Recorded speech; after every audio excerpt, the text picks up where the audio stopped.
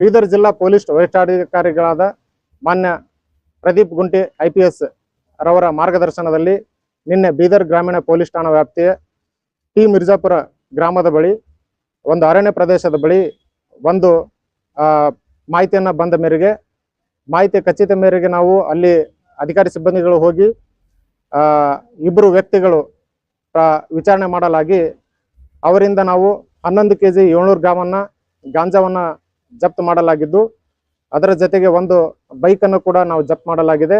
ಒಟ್ಟು ಮೌಲ್ಯ 6,38,000 ಆಗಿದ್ದು ಪ್ರಕರಣವನ್ನು ದಾಖಲು ಮಾಡಿದ್ದು ಮುಂದಿನ ತನಿಖೆ ಕೈಗೊಳ್ಳಲಾಗಿದೆ. ಈಗಾಗಲೇ ಜಿಲ್ಲಾ ಪೊಲೀಸ್ ವರಿಷ್ಠಾಧಿಕಾರಿಗಳು ಮಾನ್ಯ ಪ್ರದೀಪ್ ಗುಂಟಿ ಸಾಹೇಬರು ಮತ್ತೆ ನಾವು ಕೂಡ ಹಲವಾರು ಬಾರಿ ಸೂಚನೆ ನೀಡಿದ್ದೇವೆ. ಇಂಥ ಘಟನೆಗಳು ಜರುಗಿದ ಪಕ್ಷದಲ್ಲಿ ಅಂಥವ್ರ ಮೇಲೆ ಕಠಿಣ ಕ್ರಮ ಜರುಗಿಸಲಾಗುವುದೆಂದು ಸೂಚಿಸಲಾಗಿದೆ.